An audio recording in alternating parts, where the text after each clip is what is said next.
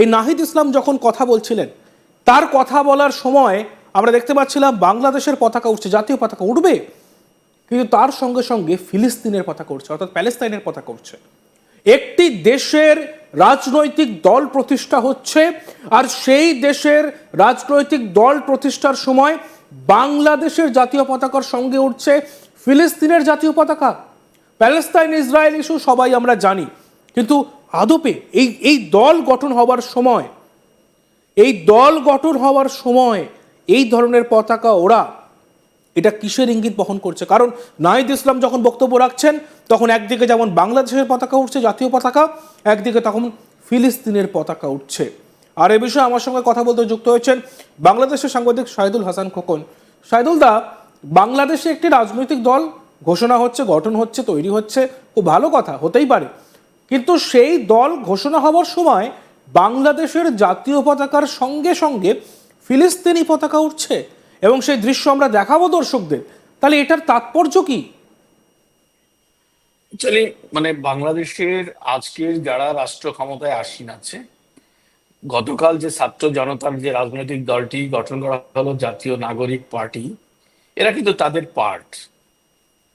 এই নাহিদ ইসলাম কিন্তু সরকার থেকে পদত্যাগ করে এসে নতুন রাজনৈতিক দল গঠন করেছে। শুধু তাই নয়, এই ছাত্রদের আরো দুজন প্রতিনিধি এই মুহূর্তে কিন্তু সরাসরি দুজন প্রতিনিধি, আসিফ মাহমুদ ভুইয়া এবং মাহফুজ আলম, এরা কিন্তু এই সরকারে এখন পর্যন্ত উপদেষ্টা হিসেবে রয়েছে। সুতরাং এটা কিন্তু একটি সরকারি দল, রাজনৈতিক দল।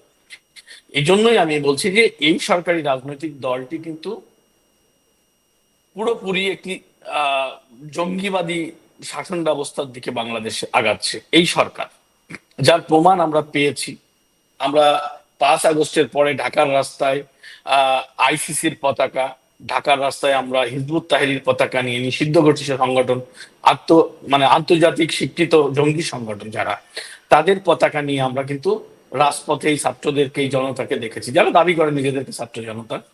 এবং সর্বশেষ আমরা ধানমন্ডি 32 নম্বরটি যখন গুড়িয়ে দেওয়া হলো, সেই বাড়ির ছাদেও কিন্তু আমরা আইসিস এবং হিজবুত তাহরির পতাকা পাশাপাশি দেখেছি উঠতে। হ্যাঁ, সুতরাং এই যে যে জঙ্গিপনা, জঙ্গিবাদের যে ইসলামীকরণ দেশটাকে, হ্যাঁ, সেই জায়গাটিতে কিন্তু ক্লিয়ার যে এরা রয়েছে।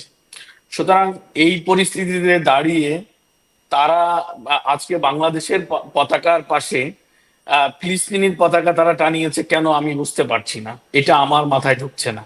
কারণ ফিলিস্তিনি কিন্তু নির্যাতিত, নিপীড়িত মানুষের, মুসলমানদের একটি প্রতীকের জায়গা, কিন্তু একটি রাজনৈতিক দল যেটি নতুন আত্মপ্রকাশ করেছে, তারা দেশপ্রেমের কথা বলছে, তারা বলছে পাকিস্তান বা ভারতের তারা দাসত্ব করবে না, তারা বাঙালির সত্তা নিয়ে কাজ করবে, তাহলে সেখানে তারা ফিলিস্তিনের পতাকা আনছে কেন? এটাকে আনছে তারা ইসলামিক মানসিকতা, মানে ইসলাম ধর্মের অনুসারীদের তাদের কাছে টানার জন্য।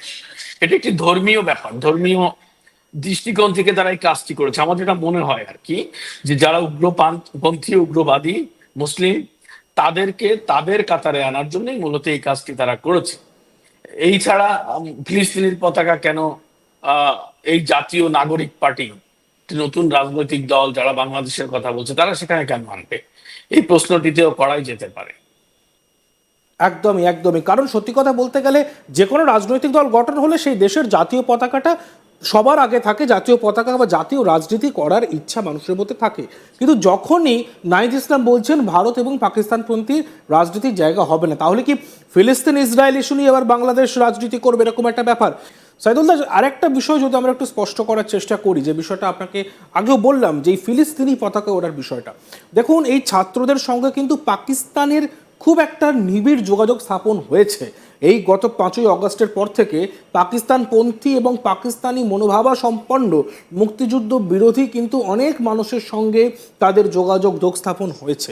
তো এই ক্ষেত্রে এই যে ছাত্ররা যে নতুন দল তৈরি করলো, এই দল, এরা তো রাজনীতি সবে শিখছে, এরা বাচ্চা, এরা ছাত্র রাজনীতি করেছে। দেশের রাজনীতি করার জন্য যে ব্রেন ওয়াশ, সেটা কি কোনোভাবে ব্যাকডোর দিয়ে পাকিস্তান করছে ভাই ইউনুস? এটি তো আমি বারবার বলি একটি কথা, যে বাংলাদেশে আজকে এই ছাত্র জনতার বিপ্লব সফল হওয়ার পিছনে অন্যতম কারিগর হচ্ছে আইএসআই, পাকিস্তানি গোয়েন্দা সংস্থা। এবং বাংলাদেশে শেখ হাসিনা মানে বাংলাদেশ ছেড়ে যাওয়ার পর প্রতিটি মুহূর্তেই প্রতিটা দিনই পাকিস্তানে তাদের শক্তি বাড়াচ্ছে, বাংলাদেশে তাদের কূটনৈতিক জনবল পাঠাচ্ছে, বিভিন্নভাবে আইএসআই এর লোকজন পাঠাচ্ছে। এবং এই যে যে যারা জঙ্গিপানা করেছে আগস্ট, জুলাই আগস্টে, তারা কিন্তু ট্রেন বাই আইএসআই। সুতরাং আহ, এখানে আজকে বাংলাদেশে যে ছাত্র জনতার নামে যা হচ্ছে, যারা করছে, এরা পাকিস্তানের অনুসারী, এটা নিয়ে কোনো সন্দেহ নেই। এবং এরা এই পাকিস্তানের ইন্ধনেই যা করার করছে। এখন সরাসরি এরা বলছে না, ভারতের একটা চাপ তো এই সরকারের প্রতি আছে। আর ভারত একটা বড় প্রতিবেশী, বড় সীমান্ত তাদের। ভারত যদি কোনো কারণে বাংলাদেশকে চেপে ধরে, তাহলে বাংলাদেশের জন্য সেটা খুবই বিপজ্জনক হয়ে যাবে।